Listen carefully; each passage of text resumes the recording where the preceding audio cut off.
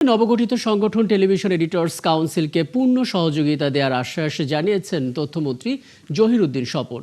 সকালে সচিবালয়ে নবগঠিত সংগঠনটির প্রতিনিধি দলের সাথে সৌজন্য সাক্ষাতে কথা বলেন মন্ত্রী। এমন উদ্যোগ মন্ত্রণালয়ের কাজকে এগিয়ে নিয়ে যাবে বলেও মন্তব্য করেন তথ্যমন্ত্রী। এ সময় টেলিভিশন মিডিয়ার বর্তমান পরিস্থিতির নানান দিক তুলে ধরেন তারা। কাউন্সিলের নির্বাহী সদস্য শফিক আহমেদ বলেন, ২৪টি প্রথম সারির টিভি চ্যানেল নিয়ে গঠিত এই সংগঠন একসাথে দায়িত্বশীলতা এবং জবাবদিহিতার সাথে কাজ করবে।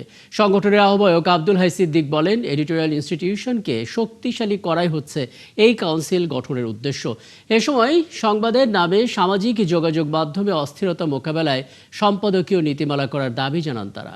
মন্ত্রী হিসাবে এই সেবা দেওয়ার জন্য, তথ্য সেবা দেওয়ার জন্য আমার যে সামগ্রিক পরিকল্পনা, এই পরিকল্পনার ক্ষেত্রে আপনাদের এই উদ্যোগ আমাকে আরো অনেক বেশি, মন্ত্রণালয়কে অনেক শক্তিশালী করবে। ব্যক্তিগতভাবে আমারও পরিকল্পনাগুলিকে অনেক বেগবান করবে। আমাদের লক্ষ্য উদ্দেশ্য খুব অল্প, কিন্তু আমরা যে জায়গাটায় লক্ষ্য উদ্দেশ্য ঠিক করে, দায়িত্বশীল সাংবাদিকতা, আমরা কিন্তু মুক্ত সাংবাদিকতার জায়গায় আমরা নেই, দায়িত্বশীল সাংবাদিকতা।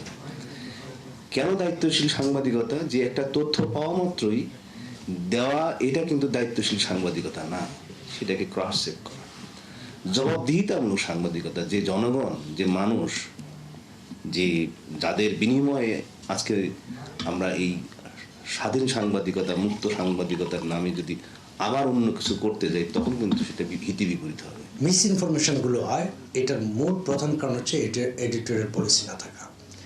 আর ২ নম্বর হচ্ছে যে গণমাধ্যমের জন্য, সেটা টেলিভিশন থেকে আরম্ভ করে সংবাদপত্র, ডিজিটাল মিডিয়া, অফকমের আদলে, অফিস অফ কমিউনিকেশনের আদলে একটি রেগুলেটরি বোর্ড পরিকল্পনা করা।